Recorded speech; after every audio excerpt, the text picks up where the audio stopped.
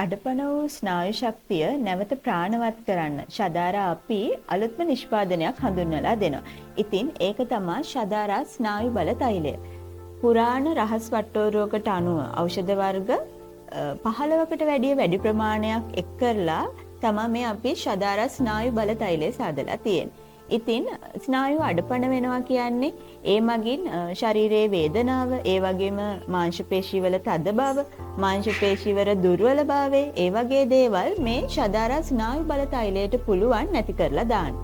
ඉතින් ශදාරා අපේ සුව නිකේතනයට එන බොහෝමයක් අංශභාග රෝගීන්ට අපි මේ තෛලය තමයි පාවිච්චි කරන්නේ. ඉතින් මෙහිදී මේක අඳුනලා දෙන්න විශේෂ හේතුව තමයි අපිට විශාල ප්‍රමාණයක් දුරකථන ඇමතුම් වෙනවා ශදාරා අපේ නිකේතනයට එන්න අපහසු අයට. ඉතින් අපි මේක හඳුන්වලා දෙනවා ඒ වගේ ස්නායුවල ප්‍රශ්න තියෙන.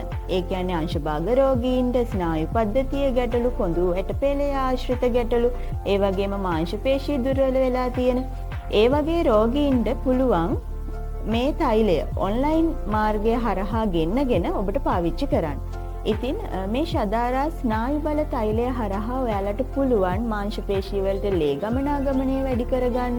ඒ වගේම මාංශ පේශීවල ශක්තිමත්භාවය වැඩි කරගන්න. ඒක වෙන්නේ කොහොමද කියනවා නම් මේක නමින්ම තියෙන ස්නායු බල තෛලයෙන්.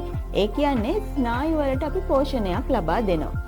ඉතින් ඒ පෝෂණය හරහා ස්නායු පද්ධතිය නැවත සක්‍රිය කරනවා. ඒ කියන්නේ ප්‍රාණවත් භාවයට පත් කරනවා. ඒ හරහා මාංශ පේශියට හොඳ ස්නායු සැපයුමක් ලබා දීලා මාංශ පේශි ශක්තිමත් කරනවා.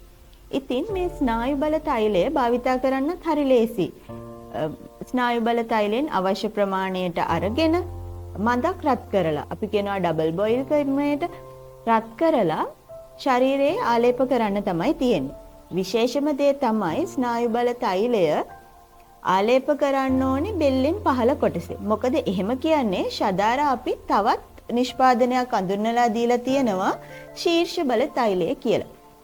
ස්නායු බල තෛලයෙන් කරන්නේ පර්යන්ත ස්නායු පෝෂණය කරන එක.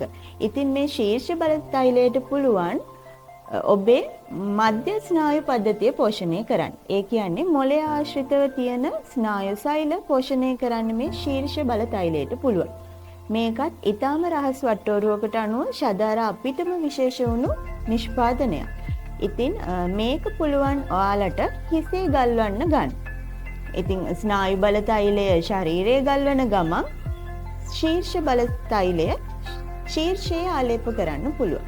ඉතින් මේ වගේ දැන් ගොඩක් අයට ප්‍රශ්නයක් එනවනේ ශීර්ෂ බල තෛලයක් එහෙම නැත්නම් හිසට ආලේප කරන තෛලයක් ගෑවහම සෙම වැඩි වෙනවා කියලා. නමුත් අපේ ශීර්ෂ බල තෛලයේ විශේෂත්වය තමයි මේ මගින් සෙම පාලනය කරගන්න පුළුවන්.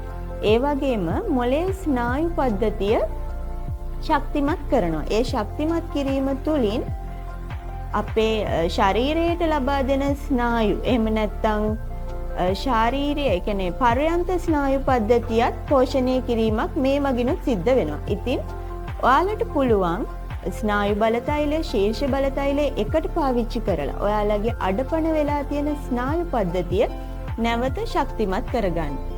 චලන හැකියාවන් වැඩි කරගන්න, ඒ වගේම ශක්තිමත් මාංශ පේශී ඇති කරගන්න. ඉතින් ශදාරා අපේ ස්නායු බල තෛලයත් ශීර්ෂ බල තෛලයත් සමග එකතු වෙයි.